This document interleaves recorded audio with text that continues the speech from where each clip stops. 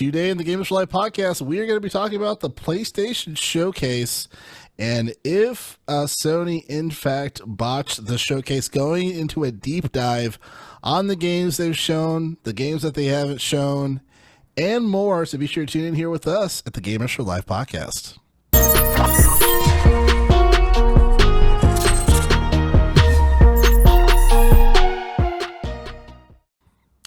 What is going on, everybody? Welcome to the Gamers for Life podcast, where each and every either Friday, Saturday, or Sunday, discussing all things games. I'm one of your hosts, Jarrell. With me is my pride and joy, Arthur Thomas. What's happening, buddy? Nothing much. I just miss our fun off other conversations about blurred mics and stuff.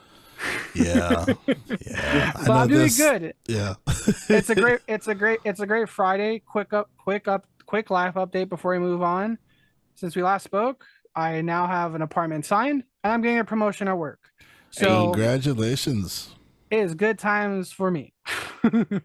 Very cool, man. Well, happy to see that and hear that. Very awesome. And joining me here is my main church in the building. What is happening, my guy? Everything's good on my end. You know, life is great. More Zelda in my life, and I don't know if you guys can see this on the screen, but I bought my first amiibo. Why ever. is it blurred?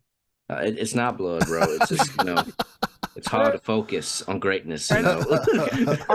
Is it blurred because his clothes are detachable? No, that's just game of the year that you're seeing right there. Like, are you gonna put it in? Yeah, you gotta get the red fall out of your eye.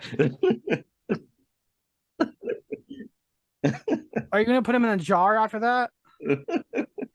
No, man, it's good. Just been playing Tears of the Kingdom. Dude, that game is so massive. I'm building my own house right now in that game, so it's pretty cool right now. Other than that, man, just planning the wedding. That's keeping me busy. So very cool, man. You could build a house in that game? Dude, so in the first game, Breath of the Wild, one of the side quest missions where you built a town. Like, you got people from different regions and this construction company, and you built a town. So in this game, I went back to the town I built because it was like a side quest. I'm like, I wonder if it's still there. And it's there. And you can buy like a plot of land and you can just build your own stuff. I just discovered it. So I'm just... It's just like, dude, it sounds like a real estate simulator. So you got to find the contractor, bro, and then you got to talk to your realty agent, and then Hyrule is going to be saved. I found the contractor a wife, and now they had a child, and I had to help the child. Oh, wow. Dude, how is this game becoming real life? And that's just a tiny portion of what Zelda's about. I'm not even saving the kingdom, bro. I'm fuck the kingdom. I'm trying to get this house.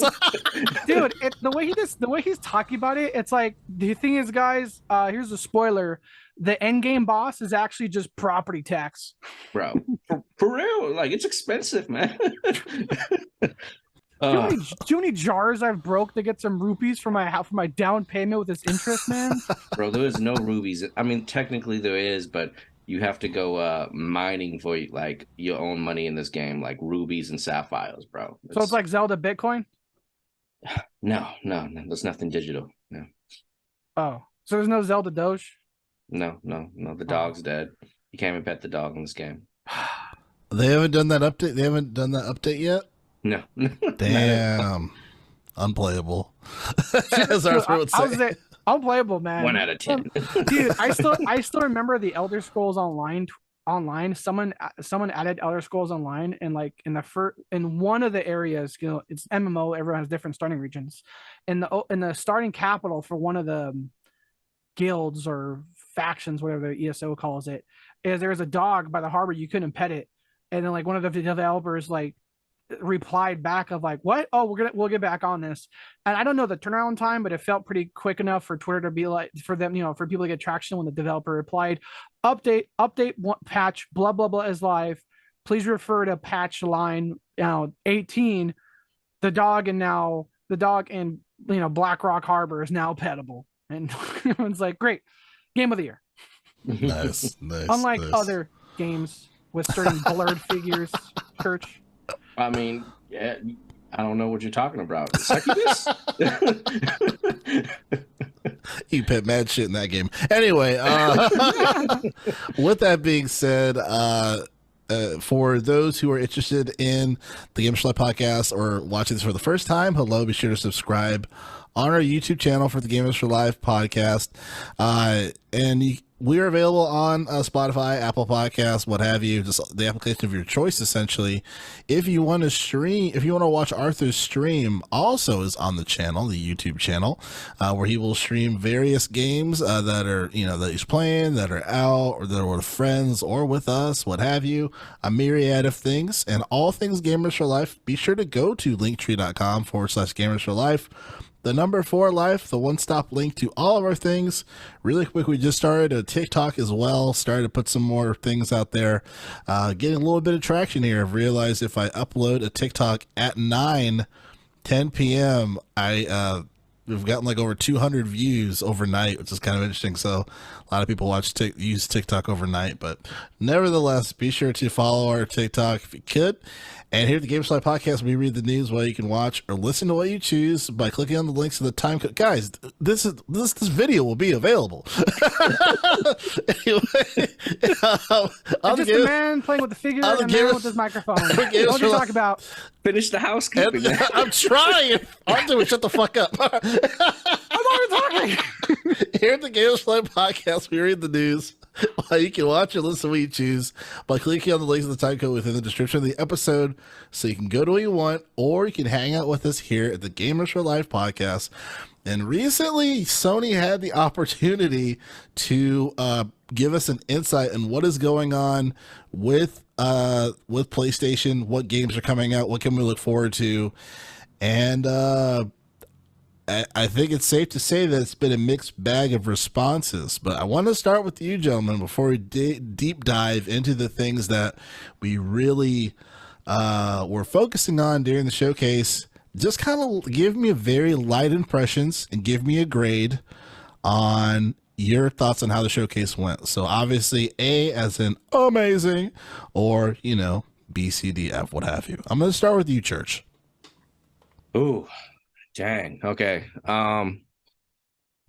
That's a loaded question. So all my predictions were just wrong from last episode. It was just flat out wrong. I was so confident going into this one.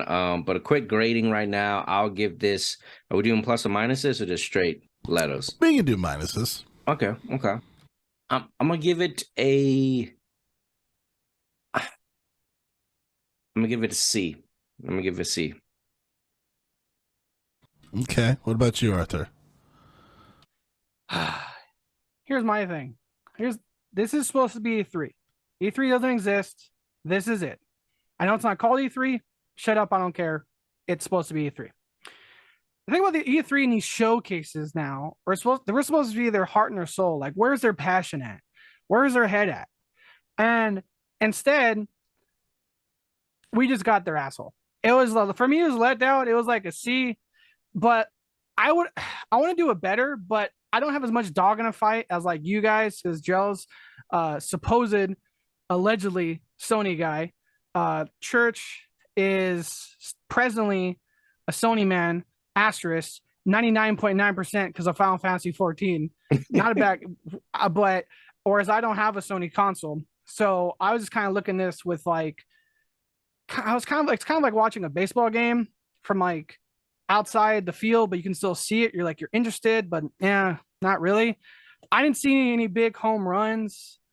I saw some games that intrigued me. Now, mind you, I'm a niche guy, but we'll get into that more. For me, I'm like a C- to a D, only because the last time we had a showcase, and this is very one thing, but it's the one big thing for me. The last time I had a showcase, I was about to jump out of my seat and see if I can get the last PS5 from a Best Buy. This showcase, so I would say for me it's a C, D. I didn't have predictions like Church. I just came into it like, am I going to buy a console or not? In terms of that pass fail sort of question, it was a fail. If I have to grade it, D. Okay. Well, I think that's fair. At least we have an insight on, say, someone who would watch the showcase that's not a Sony fan, and if this would entice them to get the console. So I think that is very relevant, Arthur. I would probably give this a C minus. I give it a C minus just for there's a few intricate things that with what they even gave us, there was like it was like Swiss cheese. Like there are holes even within the packaging that they gave us here, and they didn't give us a whole lot. There's a lot of games that they showed, but as far as just what they showed specifically, and then in some ways of how they were shown and their focus, like it's kind of a problem. So, yeah, so that is where I'm at. I'm at a C minus now. I'm going to start with some of the games that stuck out to me that I'm interested in, and then let me know, and then I'll do a round robin, and then we'll go into the things that we're just like, what the fuck is going on? So I guess starters for me. Oh, go ahead. Go to no, church. I was just gonna say it's weird about the showcase because I might move it to like a C plus, but my expectations is different. What I wanted from Sony, it just didn't happen. Right? It was just like the phase 2 of the PS5, what's going to happen 3-4 years down the line to really make it happen. They had games here, but what I wanted Sony to do for the last couple of years, since the launch of the PS5, is like they just didn't accomplish in the showcase for me. And I'll talk to it when the games come up. So yeah, no, I agree. Right. I mean, even how it started. So like we were both predicting, hey, I'm assuming they're going to show Spider-Man or some heavy hitter, first party AAA title or what have you. And they ended up just showing games reflecting live service, saying how live service is going to be a huge focus for them. I believe I heard something that said that 60% of their budget is going towards live service games, which is kind of alarming to me. That is Jim Ryan's focus. So they showed that with, I want to say the first 3 games are all live service games, which I was like, what the fuck? You know what I mean? So didn't care for that. As far as for the games that struck out to me that I did care about, one of them has an asterisk, but I'll go into that one last. Phantom Blade Zero, I believe that is a port if I'm not mistaken, or there's some other Phantom Blades I want to say on PC prior. But that game looked pretty cool. I was pretty excited about that. There's a few, excuse me, there's a few rummages around the internet around like, other editorials that kind of mirrored what Arthur was concerned about as far as like, okay, how do you actually play this game? Like, is this quick time event shit? Is this actual buttons that I'm pressing for Phantom Blade? A lot of people shared that same had those same questions, Arthur. So, which I think is relevant. The game looks cool though. I'm excited to see what how the game plays and obviously getting into my hands. Alan Wake 2 I was very excited about because I'm a big Alan Wake fan. I played the first one. I beat it. And I remember there was a slight video back in, what was it, a year or two ago, Arthur, as far as like they showed like a little trailer, very small teaser, but this reveal sort of thing. Yeah, reveal, exactly. But this is a much more ironed out trailer as far as the story and everything. And I'm glad that the tone of the game and just the narration, everything, the narrative very much aligns with Alan Wake 1, which I'm very excited for. I was worried that it was going to be around the lines of like America's Nightmare, I want to say it was called, the sequel, which didn't do very well. Oh yeah. So it seems like it's more so true to form from the first one as far as being a direct sequel to it. So I'm excited about that. The only problem with Alan Wake games is that you play it once, you beat it, and that's really it. You don't really go back to it. But I am excited for that experience. It is interesting that it's only digital only. There's no physical copy, which I'm completely fine with. Some people are upset about it. I don't give a shit. I think it's fine. Obviously, Final Fantasy 16. I've seen so much about that game. I just want it to come out. I'm excited for it though. They did a whole goddamn state of play for it prior. I'm convinced. I'm like, yes, it's taking my money. You know what I mean? But I'm PC, so I have to wait longer. So like, I'm sure the port will be magnificent. And then And then as far as for games with an asterisk, you got Metal Gear Solid, Delta Snake Eater. Now it's funny because Church was the one that actually messaged the chat, was like, "Oh, they showed Snake Eater." I said, "Wait, what?" Because I know it was leaked online, right? But as far as fell asleep during that part. I was doing laundry as the showcase was going on, so I was like, "God damn it, I'm missing some video." But so I had to go back and I'm not going to a deep dive around the Snake Eater reveal, because there's a lot of things that I thought was like, okay, this is a problem, this is a problem, this is a problem, but I'll circle back to it. And then obviously, last but not least, Spider-Man 2. I'm glad they showed gameplay. I was a little concerned in the beginning when they just showed the cinematic there. I was like, please tell me they're not going to end it here. But they did show some gameplay. It looks great. I'm glad that you can kind of switch between symbiote Peter Parker Spider-Man, and you switch over to Miles Morales. That was pretty cool. I'm glad they're still connecting Miles Morales to the series, especially with all the bullshit of miscommunication that happened with the Miles Morales game, as far as like, oh, it's a DLC, it's not a real game, blah blah blah, all that bullshit that whatever that guy leaked on Twitter. So I'm glad they're kind of connecting him still to the universe with this particular game. So those are kind of my big the ones that I was interested in general. Hey Joe, real quick, do you think someone at Sony specifically told that guy from last year shut up and say nothing about he's probably fired. Dude, that one confusing tweet alone sent people like confusing and went to the internet of like, is this a DLC? Is this an expansion? Is it a standalone? I remember that one confusing tweet, dude. If that guy was still there, someone hopefully in marketing, if someone Sony would told this guy, we're gonna show this, you're gonna keep your mouth shut.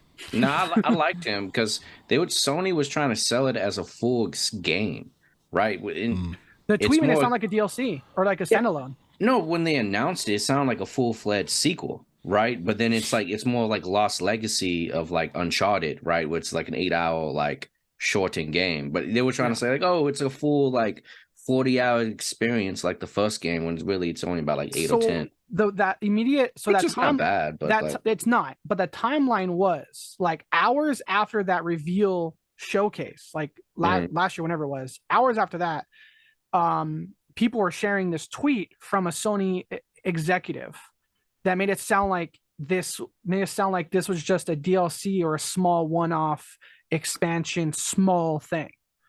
It was like, now you can argue semantics, but like we've talked about, sometimes the remake versus remaster. But I do remember that like within hours, right? It was like within hours of the showcase, this tweet made it sound like I forget his exact phrasing, but like it made people think, instead of like, it made people feel like, oh, this would be like a 4-hour one-off $20 or $30 DLC sort of thing.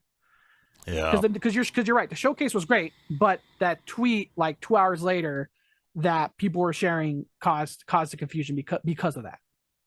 Yeah, Arthur, tell me what are some positive things that stuck out to you for the showcase where you're like, oh, that game was cool? Positive. I do, but again, this is where I said I'm going to be in the niche, and you guys might not agree. That I'm aware of it, and I'm cool with that. I liked, and we can't say good or bad yet, but we can say at face value, we saw a significant amount of indie at a Sony showcase, which is rare. Now that's a double-edged sword, because a lot of Sony diehards aren't used to that, so they want to see their first parties only, and not stray out of their lane. Whereas again, I would argue, I'm in that niche thing where I like to see something different. I like to see something indie.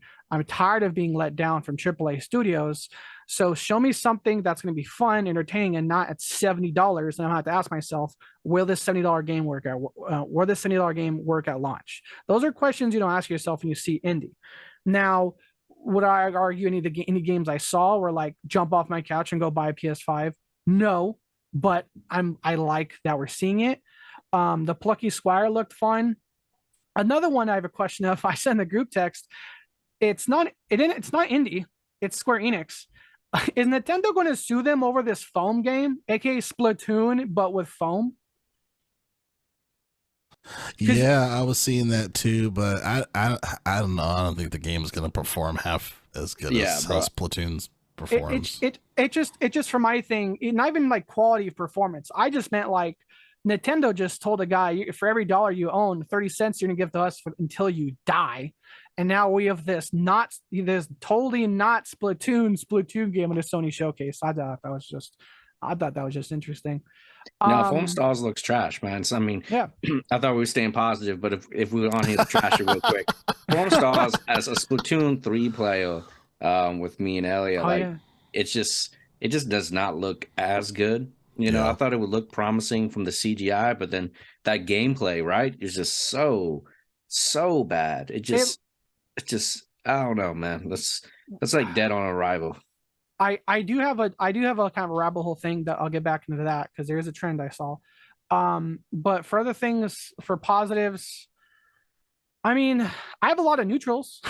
I have a lot of neutrals. Like, it's not a negative. Sound them off. Sound them off, brother. Sound them off. I mean, Snake Eater, I mean, just it's going to exist. We've been talking about it. Whether it's gonna be good or bad, it's another thing. Again, I'm looking at the list here. A lot of neutrals. Again, I won't play. I mean, I won't be able to play it, but Helldivers seems like a game. Put this way, Helldivers, what is that? That's the game that was kind of like campy. Like, do you like freedom? Do you not want to get killed by demons? Join the Helldivers now. That's up my alley. But that's a game where, Drell, I think we can both agree. Like, me and Coop. That's a game where if it's on Game Pass, I will no life it for a little bit. But if it's not on Game Pass, I'm not gonna touch it. So that's what I'm saying. Positives, I've already covered them. Got a lot of neutrals. We want to go over those. That's for positives. That's kind of it. Give me top 3 neutrals, and then we'll go, and then I'll pass to church. So we got Helldivers. Yeah. Final Fantasy 16 for me was in the neutral category only because we've already seen a ton of it. And graphic wise, I'll say this. We're going to the negatives, but sorry, but it's picky. But with this new hyper realistic age of gaming we're getting into, I'm noticing a pattern. Final Fantasy, Jedi Survivor, Forspoken, hair. It's really specific. When you have a crazy realistic CGI cutscene and you have like someone's hair just doing its own thing mid cutscene at a showcase, it's distracting and it pulls me out of the game. That's not a Final Fantasy culprit only, but again, that's just a bigger trend I'm looking into. I'm not looking into. I'm noticing as we get like crazy hyper focused realistic, the most minimal things of hair just not knowing how wind works and skipping frames. It takes you out of a cutscene. And that was in that during this showcase. I'm like, no one noticed his hair is just not attached to his head, or like if the motion wise was like they weren't its own thing. That's why I'm like, eh. But everything other than Final Fantasy, I've been excited for, but not because of this showcase. I'll put it that way. Everything else I'm excited for Final Fantasy is things I've seen before or church sending me videos. Assassin's Creed Mirage. This is kind of because I've been out of the Assassin's Creed world for so long. And this is a question to you, Church, because I know you've been keeping up with it. How much, if any, is this stupid animus thing, aka non-assassin stuff, going to be in these? How much do you think is going to be in this Assassin's game? Because I haven't been out of it. I mean, I've been out of it, but I feel like I can confidently say the one thing that unites all Assassin's Creed fans, if I'm wrong or wrong, is no one really wants animus anymore. So if that's correct, do you think there's going to be a lot of animus in this new Mirage game? No, I don't think so. I mean, since the I would say even Origins, Assassin's Creed Origins, the time in the animus is like shortened. I mean, even in Odyssey, I think there's 2 times: the beginning of the game and then like maybe in the quote unquote middle and the end is when you go back into the animus. But the full time you're experiencing your ancestors' memories. Same thing in Valhalla. So I think they'll stick to that trend because it's been successful, and the real world story, quote unquote, has been better for it, in my opinion. even though Valhalla was kind of iffy. But yeah, I think it'd just be Mirage the entire time. Yeah. The last one I played was the third. I forget the name of it because they didn't have they had names, not numbers. It was the third Ezio one. That was the last Ezio one. Revelations. And once we got to time traveling intergalactic aliens with the Adam and Eve apple, I turned away and I never looked back. I was like, I'm just here to kill dudes. I am just here to steal stuff. But so when you're saying this the story on the behind the scenes animus, I'm curious on that. Yeah, dude. If you get a time, I know it was on Game Pass. Odyssey is an amazing game. Okay. Like I've did everything in that game. It's huge. It's long. It's just I love Odyssey. So like it's a class. It's up there for one of my top 50, maybe 25 games of all time. Odyssey is pretty good. So not to pivot, but related to this game, quick question, kind of a yes or no. Do you think this game will be on Ubisoft Plus? Yeah, eventually. Because correct me if I'm wrong, is Ubisoft Plus a subscription? You just get their entire library, or you get because you have their subscription, you get discounts to buy their games? I think it's both with a select catalog. Yeah. Okay. It's both. Yeah. Okay. I was again purely asking from ignorance. I'm like, dude, I'm paying $50 a month for Game Pass. I'm not paying for another thing just for Ubisoft. Sorry. Makes sense. All right, Church, passing it to you. What are some of your positives before we go into my positive hate? So the end, like I was like, Drell, dude, we got to do. He's like, he don't want to go for hours on the positives of this amazing showcase. He was blown away.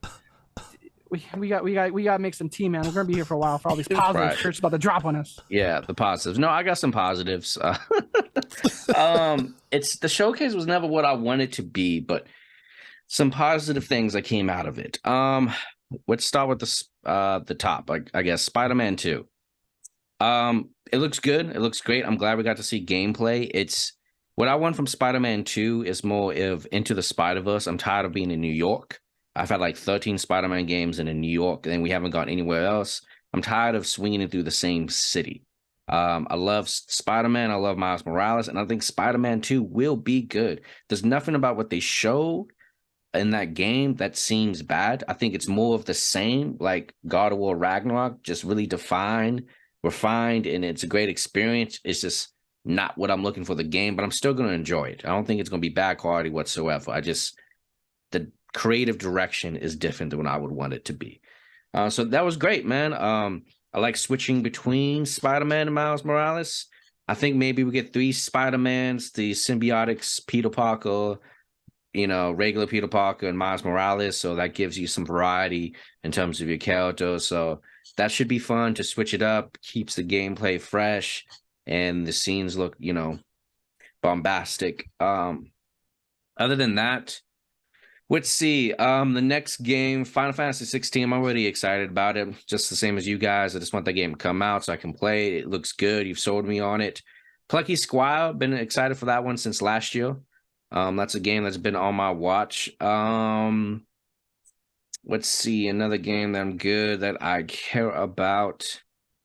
So Marathon from Bungie. I'm excited for that. That's at all the games of a service in this new direction that PlayStation's going to, and I have my thoughts about that. I think Marathon is the only thing I'm positive about. I spent a lot of time in Destiny 2, and I hate it. But I spent hundreds of hours in Destiny 2, and I come out realizing I hate the game. But Bungie, it's addicting. The gameplay in Destiny 2 is addicting as a first-person shooter.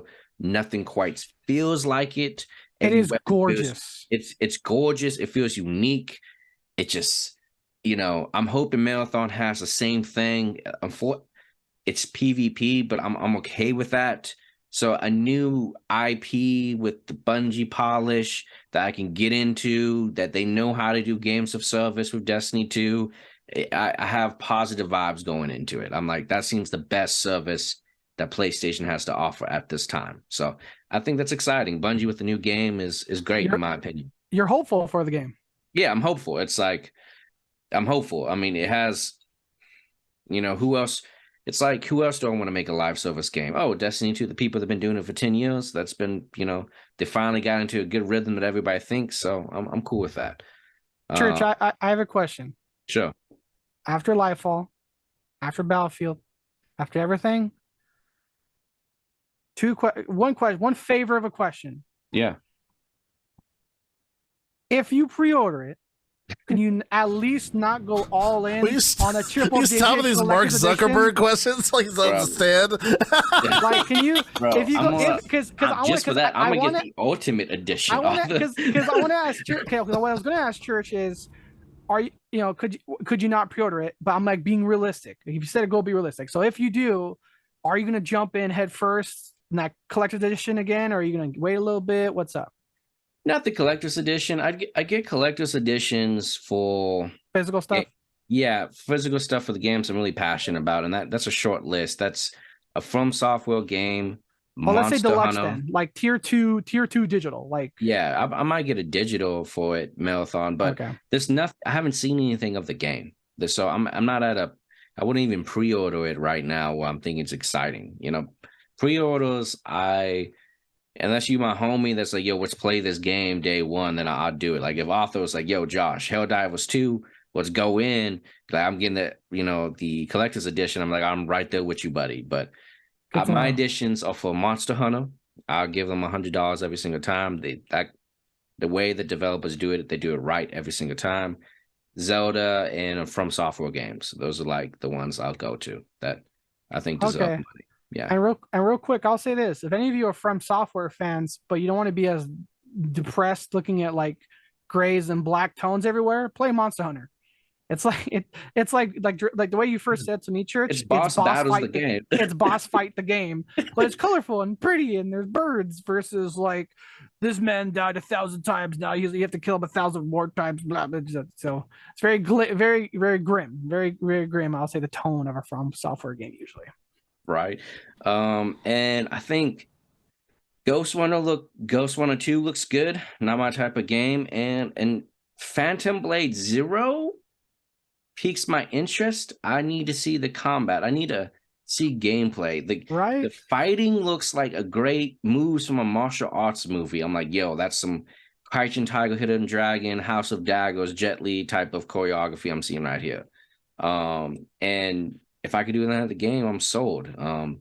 But is it I don't know. I got to check it out. I got to see what it actually is, but it has my interest. Other than that, that's all the positives I have.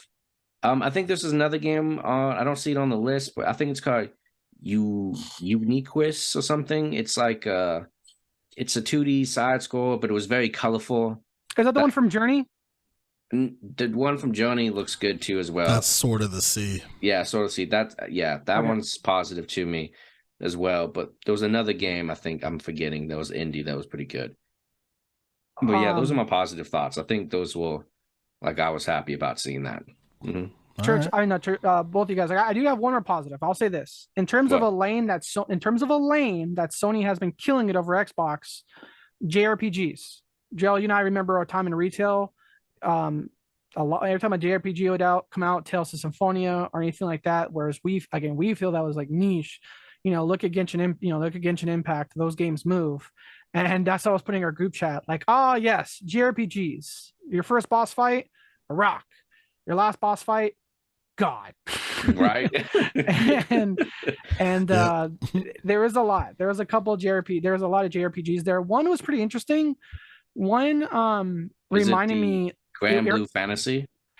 That might have been it. In terms of aesthetics, it reminded me of like Horizon Forbidden West, like Zelda or Fortnite. I forget my text, but there was one that was very metally but naturey and like silvery-ish dinosaur animalesque, and just reminded me had a Horizon Forbidden West aesthetic to it.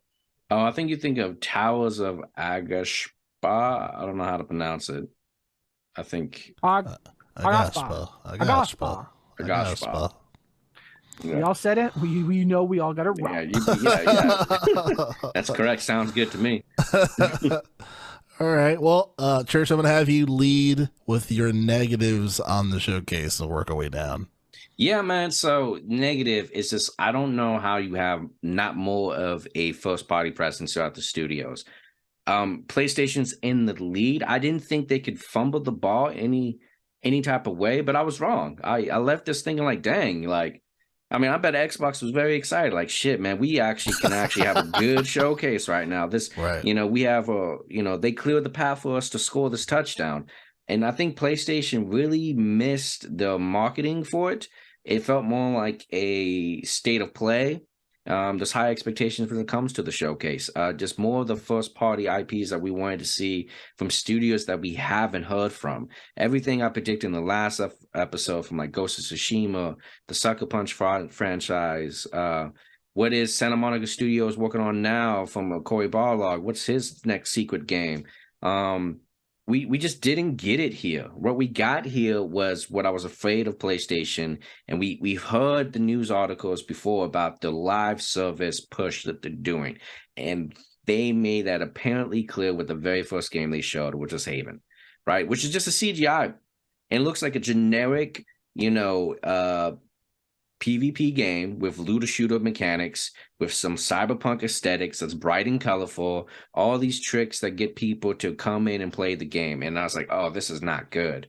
And they kept that momentum going with the other Servius games too. Helldivers 2, I heard the first game looks good, and I think it was a twin stick shooter, and they went to the 3D perspective. But it just looks like it's going to be something that's riddled with microtransactions. I think for that game, they needed release day one on the PlayStation Plus services to really find a home. This is not that appealing. Yeah, so overall, the messaging here, I think, was wrong for the showcase. There was no communication from anybody human, including Jim Ryan. This guy seems like a robot. I don't think this guy has any charisma. And maybe that's why he's not in the presentation. He's not as charismatic as a Reggie, as a Phil, as a Kojima. So he's just there to push, I guess, these bland games that we got coming out of PlayStation so far. Let me just go down the list, man. Stop me if I'm going too far. Like, let's see here. So, and let's see, Cat Quest. Isn't that a mobile game, bro? I've had this game on my phone for a long time. Like, why do we have Cat Quest at the show, man? I don't even know if it's a good or bad game, but it's not the impact I'm looking for. Foam Stars, you like Square Enix put that on your like platform? That's what you pushing? Foam Stars, a Splatoon ripoff? Dude, like, go ahead off. I mean, you could see PlayStation going after Nintendo with the Splatoon ripoff, the Breath of the Wild ripoff, with Towers of Agrabah, whatever the game is called, right? Like, what are we doing here? Like, that Towers of Agrabah does not look cool. It's like, it just has pretty looking graphics, but I don't think gameplay is going to be anything to like phone home about. Alan Wake 2, neutral. Metal Gear Solid, please jump in at this point. Oh my gosh, yeah. What kind of lackluster fucking presentation that shit was? Yo, right? What are we doing here? That was high key disrespectful. Okay, so here's my take on this shit, bro. So you could tell from how they presented this, they basically just whipped something together to show, yeah, it's true. Now, here are the things that are disrespectful. You realize that they didn't even the developer name, not even on there, right? Not even on there. We don't even know the team. The dev team, and so much so they had to have a separate message introducing themselves and how excited and how hard they're working on the game. So that shows me how lack of communication that Konami has with Virtua Studios and how they really don't give a fuck. You know what I'm saying? Like, and then to not show any gameplay. The game is not coming out for probably a year and a half, if not more. This game is not like showing screenshots. Like, Arthur, we've seen this play, right? Like, this game is nowhere near done whatsoever. It's just, it was and I knew that Kojima wouldn't touch this thing. You know what I mean? Just because this is in the possession of Konami. They're not, I don't think they're on very good terms still. And I just had a feeling that he's not going to be anywhere near this thing. And, you know, Konami just pretty much, to me, it just showed the least amount of really care for the game, you know, and Snake Eater is a really big deal to a lot of people, you know what I mean? So yeah, I thought it was just some bullshit slapped together, presented, and no release date, no mention. To me, the biggest thing is the no mention of the developer. Like even Jeff Keighley was tweeting, "Hey, who's developing this?" Dude, I love how Jeff is going to point in industry where you can call people out now. Like Jeff 4 years ago would have been like, if they sort of interviewed him like, hey, do you know who the developer is? He'd been like neutral about it. Now he's like, now Jeff's got to the point where he can put his worth out there and be like, hey, Sony, quick question, who's making this game, by the way? Because we don't know. Like, so props to Jeff. You know, he's flexing on him because he's like, oh man, hey, are you tired of watching showcases where you don't even know who's making the game? What's it called? Summer Game Fest? Yeah. Summer. Yeah. What's it called? Summer Game Fest. Yeah. Okay, thank you. It's like, hey, Summer Game Fest around the corner, hosted by yours truly, Jeff Keighley. Let's go. Yeah, that was crazy. But yeah, what are your? Well, I'll throw it back to you because I don't know if you were done with your negatives. Yeah, man, I got plenty of negatives, man. But I echo the same. This might be we have to reel them back in. Like, hey, we're on list 50. I have the same. I echo the same thoughts as you. It's just lackluster presentation makes me more concerned about the game because the idea was that we'll get the same love, care, and attention that Capcom had given Resident Evil 2, 3, and 4, you know, like in the remakes. But it doesn't seem like we won't get there. I mean, right now I get Final Fantasy VII remake vibes from this Metal Gear Solid 3 trailer. Like, are we 5 years away from this? And then maybe we'll get it. I do not know. Right. Like, you show me I feel like a generic CGI trailer that I feel like was just, you know, slapped together B-roll stuff. They put Snake's face at the end of it, so to speak, and it was just pretty bad. Like, why even announce it if you have nothing to show? I was going to ask you if this was on a Pachinko machine. Exactly. I think the Pachinko machine looks better than this. Like, go to your YouTubes.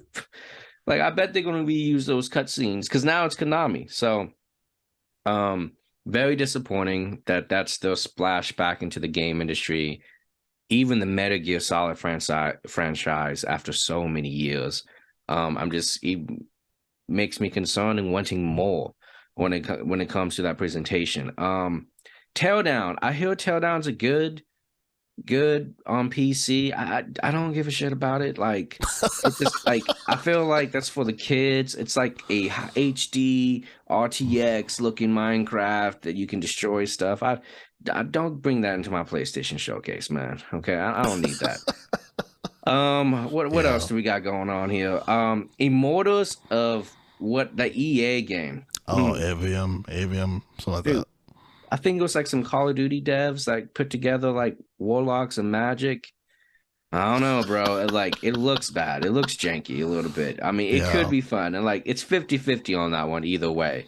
It really is. That's 70-30 towards a no. I don't know where you get 50-50 from. Dude, like, you guys, I don't know where this EA hope is. I don't know where this EA hope is coming from. It has EA originals on it, man. And like, they're Take-Two, you know, Unravel was there too. So they've been okay so far. I mean, maybe. Yeah. I was just it's mad. Better than FIFA. Like what we done. Dude, I was just okay. Real quick, this doesn't mean EA. I'm just kind of upset they have the goal to change their logo, EA Originals, to make it look sleek. Like, we haven't forgot. I know what you've done, EA. Battlefront 2. We're the good guys. Right? Oh, let me talk about Assassin's Creed Mirage. Arthur, you gonna? Oh, please, yeah. Weirdest trailer. I feel like I've seen that trailer so many times now. Exactly. It's like it doesn't excite me. It actually it doesn't look bad, but it doesn't look good, right? At the same time. Assassin's Creed Mirage, it's interesting because it was actually downloadable content for Assassin's Creed Valhalla that they decided to, like, you know what? let's just take this DLC and and pad it out and make a full-fledged game. Because the protagonist you playing as is actually the antagonist of Valhalla. It's his Really? backstory of like his time in the Brotherhood. So it's kind of interesting, but he has his own game now, which is going to focus more on classic Assassin's Creed stealth gameplay as opposed to combat and godlike powers that I come to love in the series. But it doesn't capture me. It doesn't make me interested in the game, man. It kind of looks janky.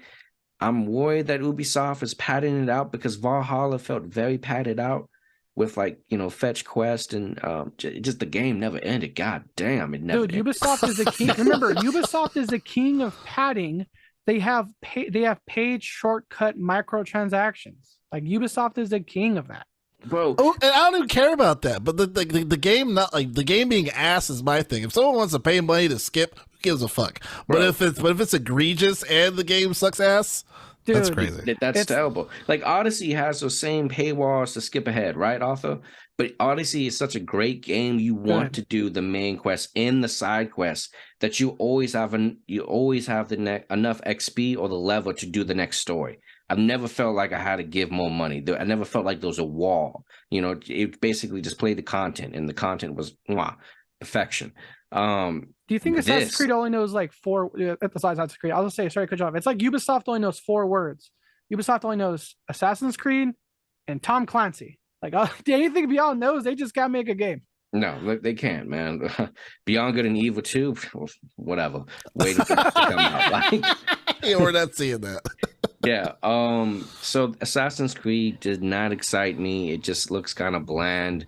Again, a lot of reliance on third-party people, and this is where my preference comes. I think the showcase had games compared to like an Ubisoft Direct. I think PlayStation did better compared to a Square Enix Direct. Remember when we had those where they just have everything, but compared to a Sega Direct, right? Well, they're selling like blinged out Sonic. I think I think PlayStation had games and it was like a C+ showcase, but it was underwhelming. It did not perform what it needed to do. It did not reinvigorate the fan base to get them excited. You pushing like this hardware of like who is that for? I think Arthur, you said that in the chat too. It's like who is this marketed for? Was it Project Q link or some shit? Q? Okay. Yeah. Say what you want about the Vita. You can play it outside your house. You can't play this too far from your PS5. Like what is with Sony making the most expensive accessories in a console ever? You want to have a VR2? That's an accessory to the PS5. You want to have this you want to have a Switch looking thing for your PS5? It's an accessory. That's what I was saying, Joel, because you and I were in the trenches for retail for years. Dude, my heart goes out to all the retail people. They're about to have crazy pissed off parents who are about to spend, I'm guessing, anywhere from $400 to X $100 range on this gift for it to be open, the kid to tear the packaging, to lose the receipt, to not be able to return it, to be told, oh, this multi-$100 thing that they showed someone playing a game on, you can't play separate. It has to be linked to a PS5. So what is this for? I was going to ask you, Arthur, how much do you think this thing is? Because I think it's going to be at least $300. So kind of funny is like it can't be more than 200. I'm like, really? Oh, okay. You don't know Sony, but because here's the thing: PlayStation VR 2. Say what you want about virtual reality as like equipment or requirements, whatever. Right now, the VR 2 is a $600 remaster of the VR 1 when it comes to games. Hey, it's like what's a lot of popular games coming for the VR 2? Reports of the VR 1. And that's $600. That's $600 on top of a $500 PlayStation 5. Now, again, you can say, well, virtual reality is more expensive, but it doesn't change the fact that it's a $600 attachment. So for this, I mean, if it's anything more than $300, it's just a cash grab. And I mean, it is what it is. But like, because Church current price of the Switch console, regular, $300. $300. Now, we talk about frame rate. We joke about what is Nintendo doesn't know what 4K means. Say what you want. You can leave your living room and play it. This, hey man, dude, that original commercial with a Switch of a guy's playing in his hallway, and you were like, who comes home and plays in their hallway? This might be the farthest you can play this. So this is a hope. You can hope you can play in your hallway. So I mean, if it's anything more than, put it this way, if it's anything more than 350, which is more than a Switch, an entire console, they're crazy. For this to try to, again, be price matched with the Switch. And remember, the Switch can do something this can't. The Switch can be like, it's in my hand, click, it's on the dock, it's on the TV. This is not that. Now it's now what, 60-second, if that trailer or whatever, made me feel like, oh, I thought this was a good move. I thought they had like the new handheld thing. Now I joked of like, oh man, that looks really cool, because again, Sony is right now, compared to Xbox, not so much Nintendo because Tears of the Kingdom, but Sony is killing it with first parties. So that'd be cool to play Ragnarok. So having a handheld, this might be a good time for it.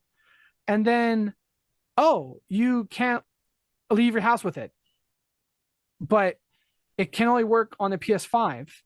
So a Switch can be handheld or a console. This is only a handheld, but it has to be within range and linked to an already owned PlayStation 5. What the hell is this?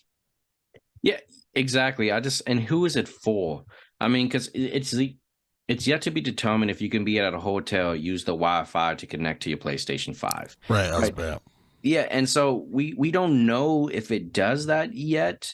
I mean, the Vita had this very similar feature.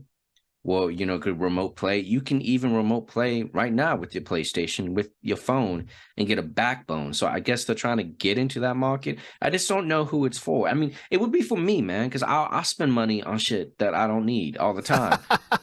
But it's just like, I can't understand getting this. It's a 1080p screen. And this man bought a Stadia, Sony. It's 1080p? It's a 1080 LCD screen, so it's not even an OLED. Oh, my God. It gets up to 60, so it's like... Oh, my God. You cannot be... Isn't it like a 10-inch screen? Bro, it's 8. It's 8.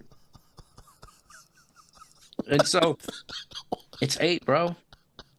It's 8.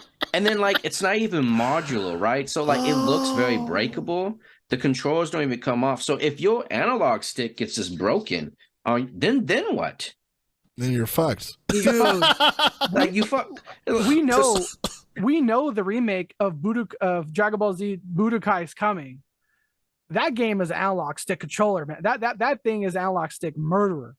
Bro, exactly. You had to keep so many extra. So you had to buy like those cheap ones from Walmart, like for like $10, for a 2-hour game Those sessions. are the games. Those are the games where you would show up with your blisters with pride, man. Now you're gonna show with a broken $400 half Switch. Yeah.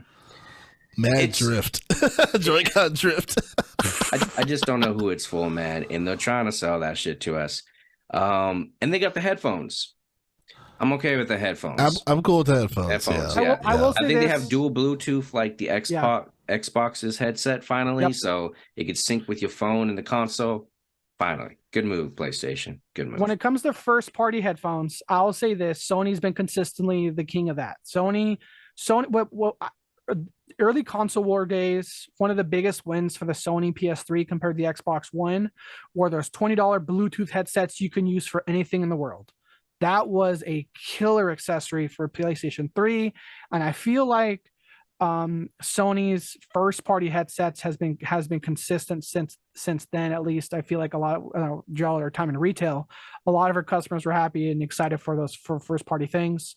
So when I saw these earbuds, I just thought of that. I thought Sony has a pretty consistent successful track record of when it comes to their first party audio and headsets. Couldn't think of the word earpiece. They don't allow anybody else on it. And if they do, they make it extremely difficult for it to work. So it's not necessarily Sony has the best headset technology. It's just the best that works for PlayStation that works. Sure. But the quality, I mean, I have one right here. I use these all the time when I game. No complaints, pretty standard. Yeah. I'm blowing the screen again. This man is blurred. This man is blurred Blurred accessories in his accessories. bedroom. Yeah. And to be fair, too, Sony has a history of having quality studio grade headphones, like the Sony MDR 7506s. They used to be at every radio station, and people used them for like 30 years. So they've already have had a history of having a good audio, headset, technology. That was even before Bluetooth too. So yeah, to your point, as far as at least that is a quality product that makes sense. Unlike this Project Q Link bullshit. It has no release date or an official name. It's still called internally Project Q. See, and the PlayStation's still fat. Give me a slim PS5. Bro. Slim PS5. Drell, remember what I used to say? Drell, when I remember what I used to say, we should name consoles their project name. I don't want to say that anymore. You walking that back? Like Project Scorpio. It's like I would have still loved it. I would have still loved that this was called the Xbox Scorpio or Xbox One Scorpio versus their naming system, something different. But they'd be like, man, Project Q Link, like, yeah, not really nothing. No one raised their hand and was like Project Blue something. Just Q Link. Cool. Yeah, I have a prediction, Church, and you're not gonna like it. I think I'm right. If I'm a betting man, Spider-Man 2 is not coming out this year, buddy. You think it's going to get delayed? Yeah. Why would the biggest game in the showcase not have a release date? Oh. No, it didn't have a release date. Wait. They did not show a release date. All they said was that they're working really hard to come out this fall. That fucking game is not ready, bro. There you go. Oh, yeah. That game's not ready. No, because and for negatives, and to kind of connect a little bit to something we all said, something Church said too, is like fanfare. Like no one walked away from this with that E3 whoa moment. And here's another thing for me. Like when you rewatch, this is like a quick tangent, but it's real. Okay, when you rewatch like Avengers Endgame, and you're seeing this movie for like the 8th time, and you see Captain America grab that hammer for the first time, we know why that pause is there. Yeah. That pause is there because the theater's about to lose their mind. The uproar. Oh my god! Yeah, and when you watch it back, that pause still works because you're still like, going back to Metal Gear Solid. I like how no one, including us, is talking about, oh yeah, didn't they announce like they're remaking 3 of the games too, or bundling 3 of the games? So again, like when I talk about E3, it's like the fanfare, the reaction, the E3 moments. Get up, samurai. We gotta see the burn. John Wick's at E3, and for them to be like, here's Snake Eater. Oh, by the way, remakes. Like. Though, like again, you know what I mean? Like if this was again, that's what I'm trying to say. This is a theatrical release. Like you need that pause, you need that emphasis to know that when there's a thud, there's gonna be a ripple, and that ripple is supposed to be your crowd, digital, in person or digital, excited for what you're showing. So when you're just giving this like a PowerPoint, like a morning Monday meeting that no one's really excited to be about. Oh, here's this, here's that. That's for me. We're talking. Church was saying he's not really charismatic. That's why it's like this is. Like the business, Jim Ryan, non-charismatic, like just business part of it. It's like, here's a really high end with cool lighting. I feel like the biggest budget with those were those on the triangle, X square, circle lighting. That was great. But that's what I meant for like, there was no bit like, oh, they announced this. They announced the Metal Gear remake. Whoa. They just moved on. They didn't give us a chance to do that ourselves because they just moved on. They didn't treat it exactly. They didn't treat it like a showcase. They treated it like a state of play, which is a mistake. What were you going to say, Church? Yeah. So, to piggyback on what you're saying about Spider-Man 2, I don't know if it's coming out this year. Like, I think you might be right because to how I feel about this showcase and what it lacked the next 2 to 3 year picture of PlayStation. So, and what I mean by that is that PlayStation, I don't think they're going to have another show until next year. They could do another one, right? Yeah. They're not going to do another. They may do a state of play, but they're not going to do another showcase. We don't know what is coming out in 2024 for PlayStation, right? Yep. So when they next May in 2024, when they do a showcase again, they're going to give us titles of like the Ghost of Tsushima's, what we've been expecting, that are probably going to have 2025, release dates. So I wouldn't be surprised if Spider-Man 2 gets pushed into 2024 so they have some presence in that year.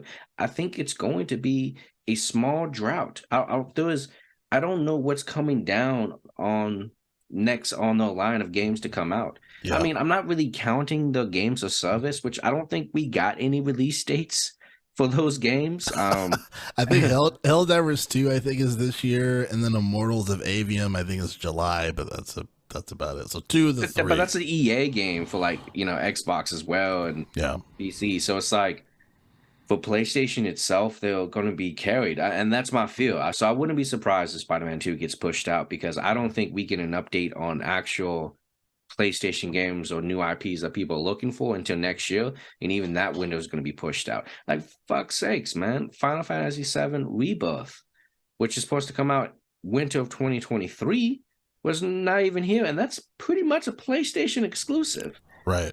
At this point. So, dude. Yeah. Going back to E3 moments, some of the best ones are your closing boom. By the way, Salt Bay, just there's something, just the crescendo of it. Like, oh, by the way, here's one this. last thing. Yeah. And it would have been the perfect way to be like November 10th, 2023. I mean, they're clearly kind of banking, put emphasis on Spider-Man 2. That was, but in terms of minutes per game, Spider-Man 2 was by far the biggest one. And again, from what you were talking about, why some of us aren't getting points on the board is because games just keep getting delayed or aren't coming out. So for me, I know, again, obviously me and Drell are in this category, Church and other people are slowly picking up on it. When we see fall 2023, we're not like, yeah, it's coming out fall 2023. We're like, no one's banking on that.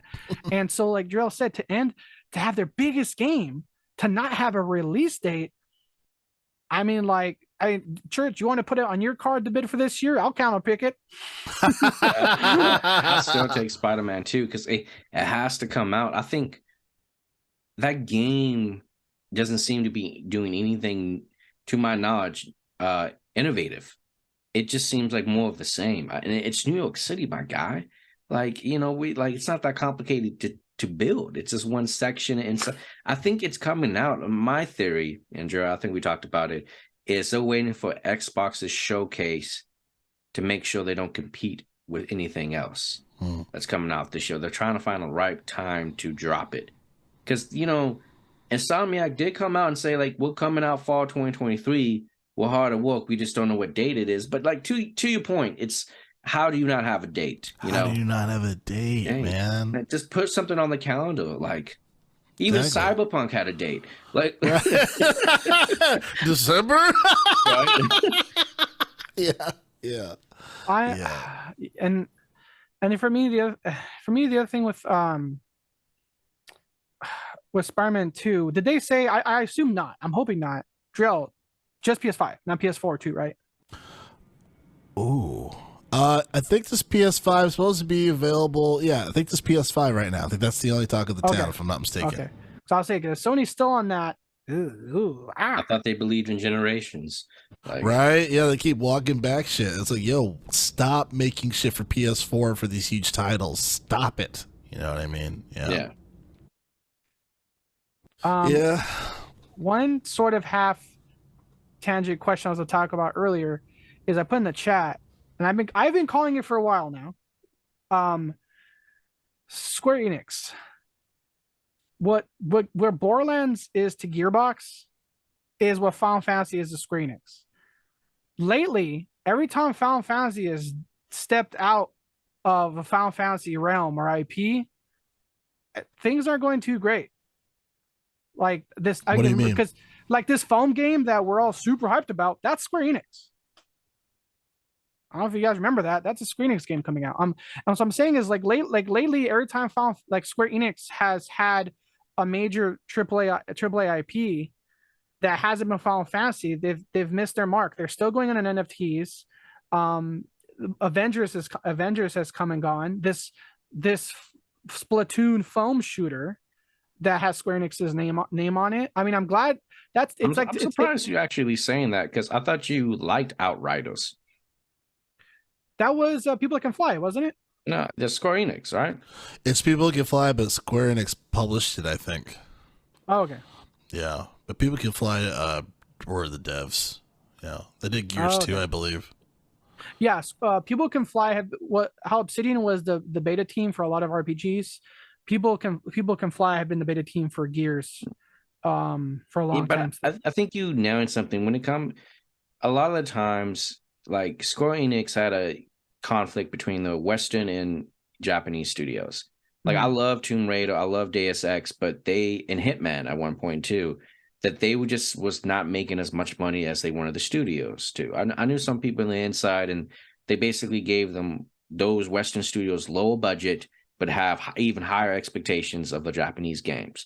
And we've seen them, sell off those, IPs to different companies. They slim down the portfolio. But to your point, Square Enix is just Final Fantasy and Kingdom Hearts right now. I think that's the focus. I mean, I think KH4 is going to come out. I think they're actually going to be working on that game very quickly, but they'll focus on Final Fantasy. Anything outside of that, I don't think Square Enix is. I mean, Bravely Default was pretty good. I'm not going to lie. Bravely Default 2 was pretty good. And even Octopath Traveler 2. Wait, hold on a second, Arthur. Like, I'm thinking about this a little bit more. Here's my thing. If I'm wrong, I'm wrong. But just lately, as of if Dory Brain's wrong, I'll admit my Dory Brain's wrong. It just when I immediately think of non-Final Fantasy Square Enix, it's like Avengers, the other game they had that's now off the store, and then now this foam game is like what I'm kind of linking to non-Final Fantasy. I guess you could say Western studios or non-Final Fantasy. So that's why for me, like I put in the chat, I was like, oh man, what's this Splatoon looking game? And I put in caps like, this is Square Enix. Like because when you look back and watch it, it looked like the cutscene for a mobile game trailer. Yeah. Like when you go back and look at the zoom ins on their faces, here's the thing, Joe, do you want to give me reminds me of like the way they drew their faces? Tencent. And it looked like the way Final Fantasy animates their characters. It was like extra bubbly eyes, and it reminded me of like a Tencent mobile game cutscene. So that's when it ended. I was like, this is Square Enix? They need to update the engine. I knew, like, even for Spoken they were using the Luminous engine, which made Final Fantasy 15. I still think it looked as a pretty looking game, but for Spoken with Square Enix, right? Came out and people thought that game looked terrible.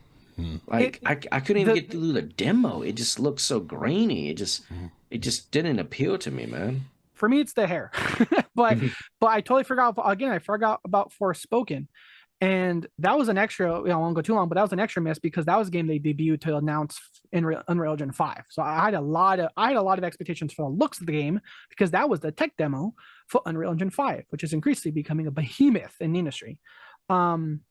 And so that was just one thing for me. It's like, and here's the other thing too. The one thing, at least with Gearbox, they liked making Borderlands. Like they were public how much they like Borderlands. Square Enix was the opposite. Joe, remember that for years they were anti-remake of Final Fantasy publicly for years. So it's just funny that they were very public, how they don't want to make something people are super excited about.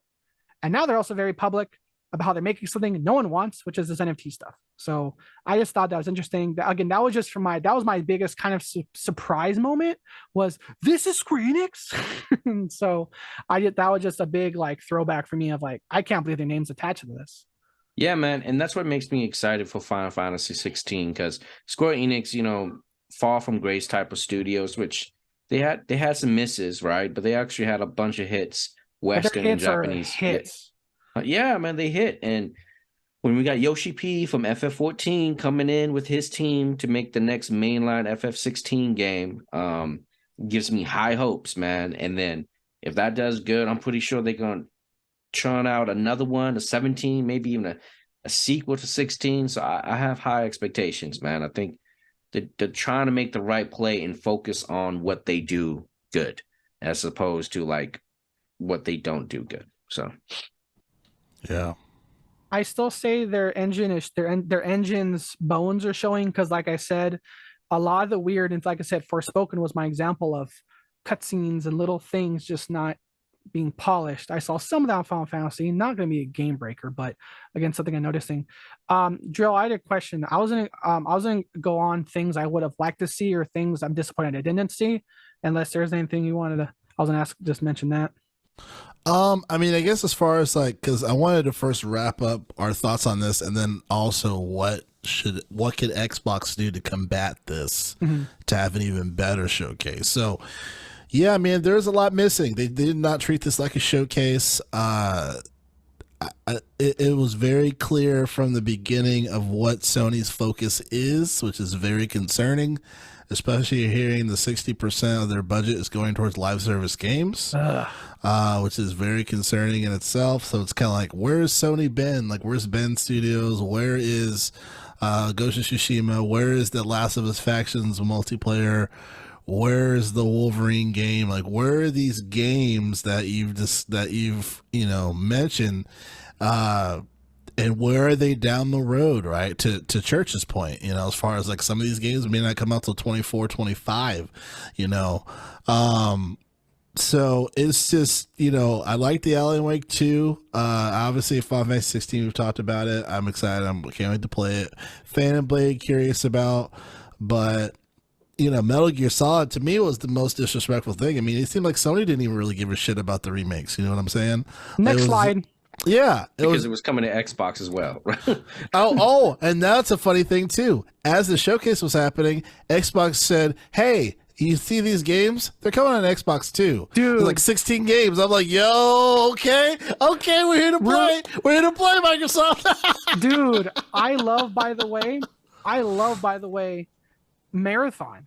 I know we had a discussion about Xbox and Bethesda games when Xbox bought Bethesda. What if Bethesda is coming to Sony? Deathloop was still going to be a timed exclusive. But I thought this Bungie deal was like done, locked in, no European government. So when I saw that Marathon was coming to like Xbox 2, I'm like, I thought Bungie was your boy, Sony. I was like, okay, I guess this Xbox still has. Nah, man, they're like you can't control me, because remember that I remember that article in IGN where it's like, we're still gonna make the games that we want, because like I think until 2024 is until when they actually are under their patronage or whatever the case. So they're just kind of strutting their stuff and doing whatever the fuck they want. It's like, wow, y'all paid that much for that bullshit. So yeah, it's kind of funny and ironic at the same time. I'm glad you mentioned that, because that was a funny social media post. Like, Sony conference wraps, boom, social media. Oh, by the way, hey, all the games you saw? Yeah, all these are coming to us too. Just to let you know, we got them too, boy. Brilliant. Yeah, so that's kind of those are some of my lasting thoughts as far as PlayStation. And again, at the end of the fucking day, man, it does not make me, like what you said, Arthur, it does not make me want to buy a console. Still. Like, give me a reason to spend money to buy a console. And I've said this for almost 2 years. Like, there should, because of Jim Ryan's leadership, this is happening. Like, I feel like that's been missing from a lot of these editorials, and maybe it's because it's like a relationship thing. Like, everyone's like, yeah, like it just seems like it makes sense if they were to show some, this game or first party studios or this game. No Naughty Dog in a goddamn PlayStation showcase, because this is the leadership of Jim Ryan wants to push profitability, these random ass expensive accessories like the Project Q. They want to push the live service. They want to push these microtransactions. It's profit city. That's all he's caring. Is all he cares about. As far as for like games that really sink into the PlayStation players, they're missing. You know what I mean? Like, again, Spider-Man 2 not having a release date, crazy, insane. A huge title, and I think because it's not a live service game, it's not getting the attention that it deserves, I think, in my opinion. But that is my thoughts on the wrap up for the Sony showcase. I'll pass it to you, Church. Yeah, just PlayStation right now is what we feel. I'll keep it short. Is the going live service, and it overall my thought on the business strategy, they're ambulance chasers. They're chasing the live service genre now because they're late to the party. They're chasing the Game Pass services right now because they're late to the party. And I think because they're ambulance chasers right now, it's going to put them in a bad position. They can still hold good positions as long as they deliver the games, which did not show up here, unfortunately, for the showcase. And I think it's a big miss from them. It makes me more worried that those fantastic games that I know that they're cooking, because I haven't lost faith in their ability to deliver those first-party games. I just don't think we really see anything until 25, 26. I think you convinced me Spider-Man 2 getting pushed out to 2024, and I think we may get Marathon in 2024 as well, and that's it. And then the late, 2025, 25, 26. It's unfortunate. We just want to know what's coming next, but they didn't deliver. So yeah.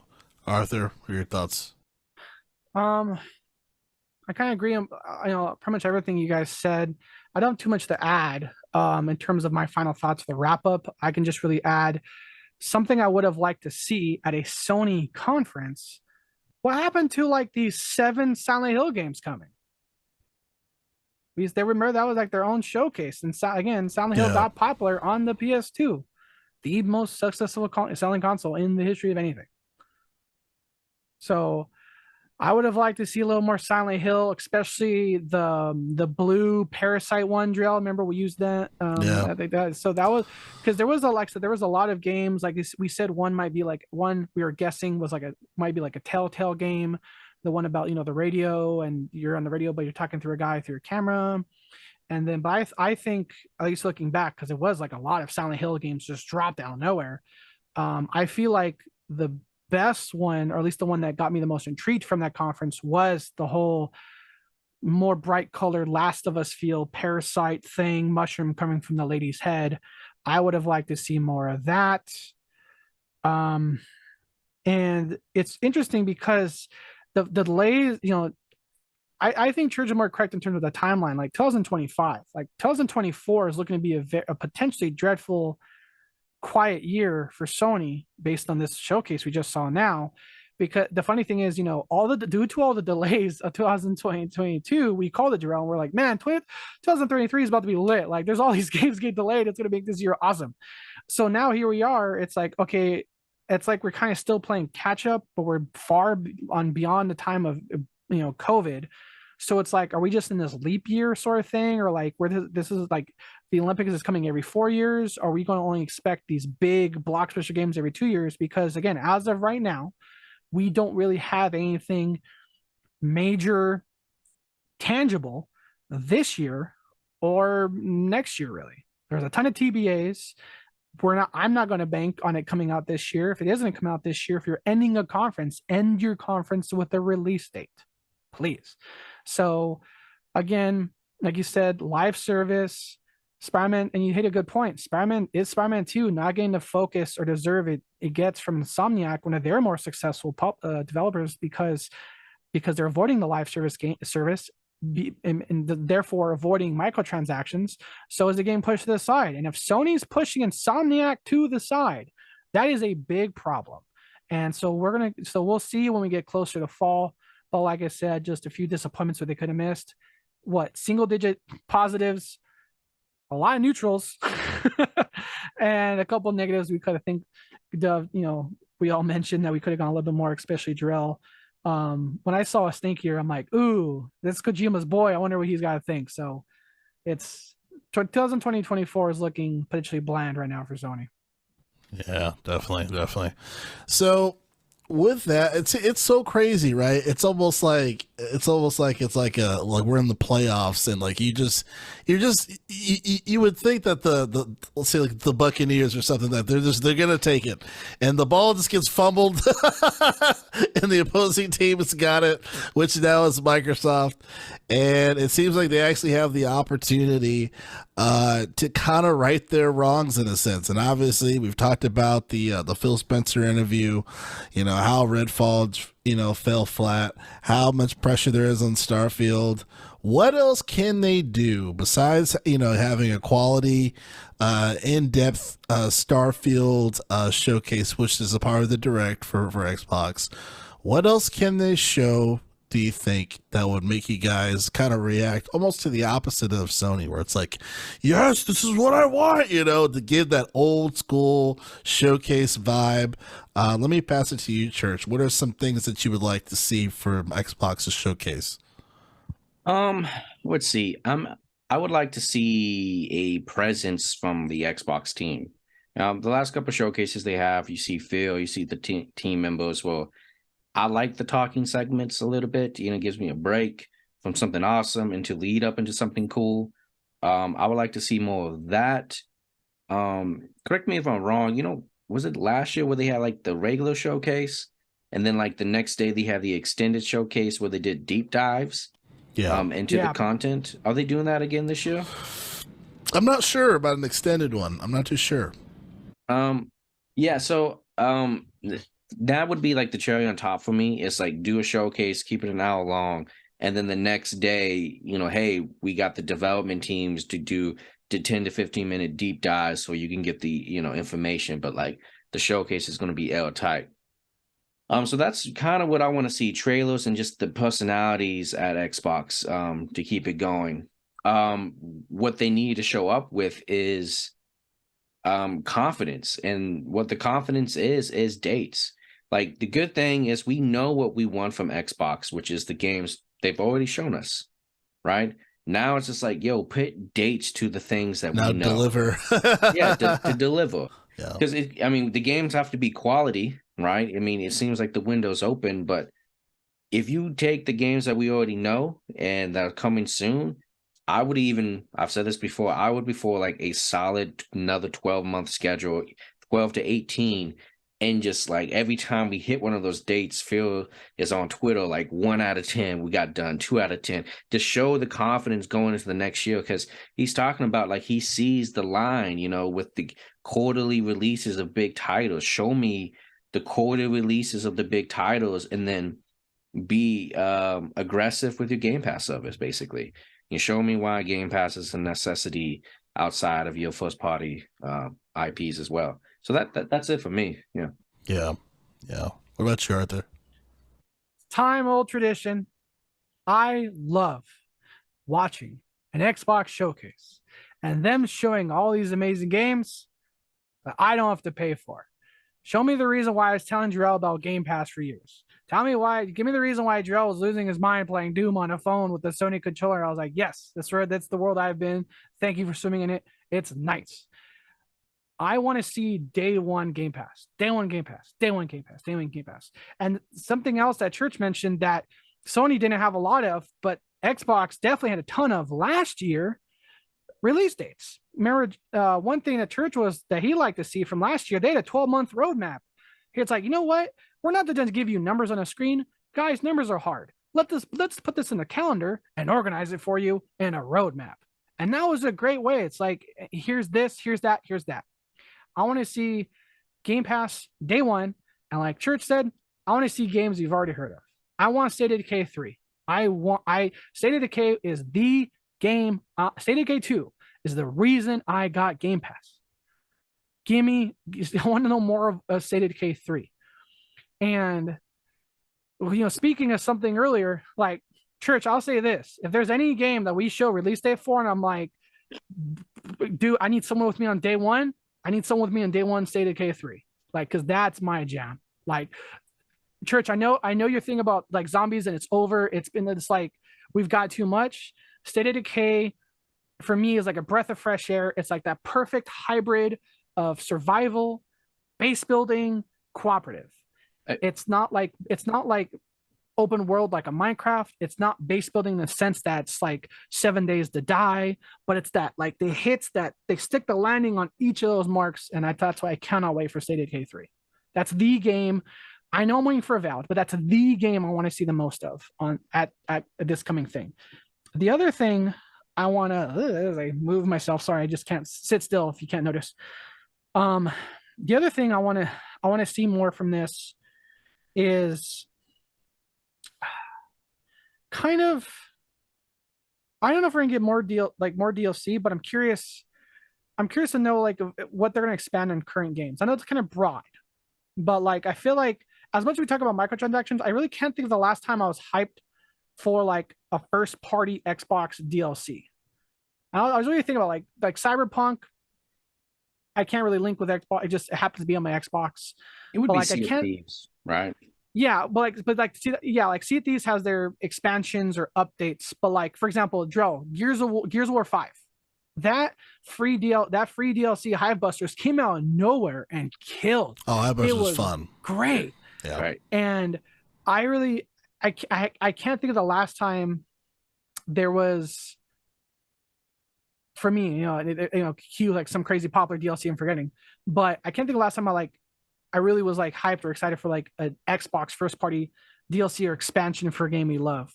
But that's like more to the side. But again, like the two top things I'm looking, my three things I'm looking for: day one Game Pass, day one Game Pass. That means dates and State of Decay 3. Hope and a prayer. We'll love to see Avowed. We'll love to see Outer Worlds 2. Outer Worlds 2 is my asterisk. That parody of a trailer said we don't have no idea when it's coming. So they gave us an asterisk. I'll give it to them. But it's another thing, Church mentioned too, kind of tying back in the Sony conference, is the last couple of Xbox conferences, because of what they showed us, we were excited for that day 2 deep dive.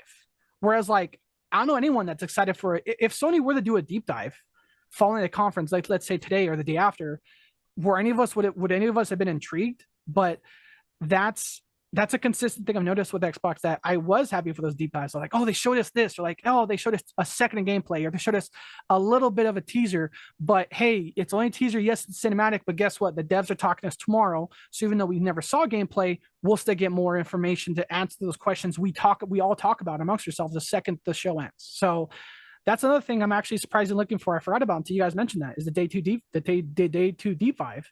Going back to Jeff Keighley, I love that deep dive on Dead Island 2. When Dead Island 2 gave us gameplay, I was like, oh my God. And they were doing a deep dive. I watched the whole thing start to finish. Yeah, definitely. Sorry if that was long. Shocker. This may be news to you guys. I'm kind of an Xbox fan. Sorry again. So that's why I was like, the Xbox showcase. It's getting closer. One more thing I'll say. One win that it already has against Sony, it's on a weekend. Not on a Thursday afternoon, man. Exactly. It's like, God damn it. Oh, you're right. Yeah, man. I think for me, as far as just for this to win, I really feel like, because Phil said, and I know a few people have already responded to this from other editorials, but like, as far as saying how like, it needs more than, or like good games won't like make them more superior than to like Sony or whatnot. But it's like, well, we need good games. We need good games. We need quality games. Like that is something that we need. That is important. You know what I mean? I think Phil said a lot of the things emotionally, maybe not logically, but we need good games, and we need you to focus on these games. We need you to track these games to see where they're at. Because even if you have to say to not focus on Game Pass, as far as like, it was gonna be a Game Pass or not, focus on if the game is good, if it's on a good track, and then Game Pass afterwards. Let's make sure that we focus on quality assurance for these titles. I know Obsidian's working their ass off.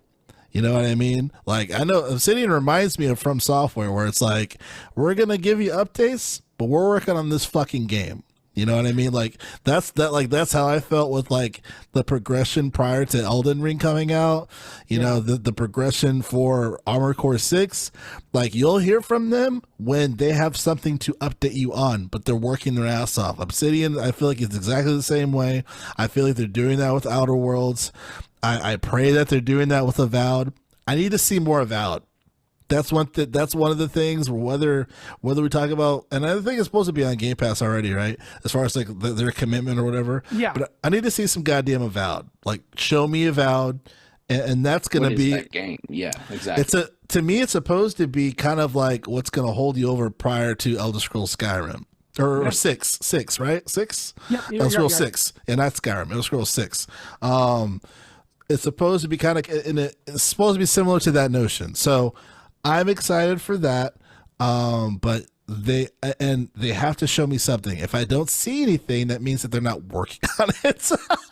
That's a problem.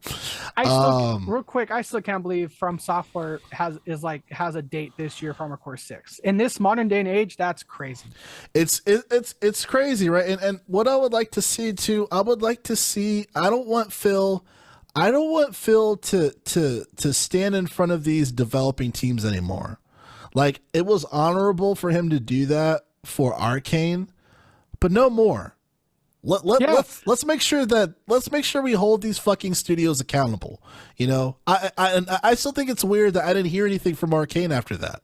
You know what I mean? Especially when Virtuos had to say something because fucking Konami didn't want to say anything of who was going to be working on fucking Snake Eater, right? Like we were talking about in the chat. Who's the dev for this? You know what I mean? Like that's inexcusable. And they had to be like, you know, they had to put a public message, say who's working on it and all that stuff. So for those people that aren't, you know, working for a kind of funding or whatever, we didn't fucking know until we found out later afterwards. And that's so for these dev teams working on these games, they need to be held accountable for what they're doing. They need to be connected to speaking, you know, in the public, what's going on, updates, things of that nature. Put the pressure on them. You know what I mean? Obviously, in the most ethical way possible. We don't want crunching. That's not what we're talking about. I'm just talking about plain accountability and that we want them to do a good job, but they are going to be responsible for their work. Baseline, just baseline shit. You know what I mean? And obviously when it comes to this Activision Blizzard shit, well, if it happens, it happens. But let's focus on these titles that we know we need to get out of the park that have nothing to do with that deal. Let's focus on that. You know what I mean? So that is what I would like to see. More accountability on these devs, them going and Phil not hiding behind them, but also more quality assurance for these titles as well. And then obviously in a perfect world, let's get some fucking dates that we can meet. How about that for an idea? You know what I mean? From Software does it. Talk to From Software if you don't know how to do that. You know what I mean? Like, so that I completely agree, Arthur. And I agree with you, Church. Those are the things I like to see for this showcase. I think they can do it. You know what I mean? Because remember, Arthur, you were first like I feel like they have to do Sony's do the bare minimum. Clearly they failed. That's the thing. It's like this again, the collective bar is so low. It's like, hey, what will make you excited for this game? If it works at launch, like that's where we've got to. And so it's like our showcases are now slowly reflecting that. And you know, again, more to like, you know, how we feel about, I'd say overall, not how we feel about like, you know, Phil Spencer, critic Jim Ryan. It's like, who's making this Metal Gear Solid remake of one of the most popular games in Sony's catalog, period, Snake Eater? Who's making it? We don't know. They'll tell you about it later. And then versus Phil Spencer of like, okay, Arcane messed up. I'm gonna get shot in the face for you guys. This will never happen again. Right. He fell. I mean, he is the face. We get it, but he fell on that. He publicly fell on that sword. And you're right, Joe. He kind of didn't have to. Because if Phil Spencer never did that interview or had accountability the way we had, we would have treated Redfall the same way we treat every other game. How could Square Enix mess this up? Why did EA mess that up?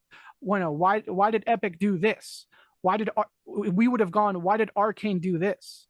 But no one was really, even to a point at us, when no one was really talking about Arcane because Phil stepped in front of all of it. Yeah. And I mean, now he's smart. He knew what was going to happen when he did. But again, like you said, on the tail end of this, who's making one of the remakes of the most successful, most popular shooters ever? We don't know.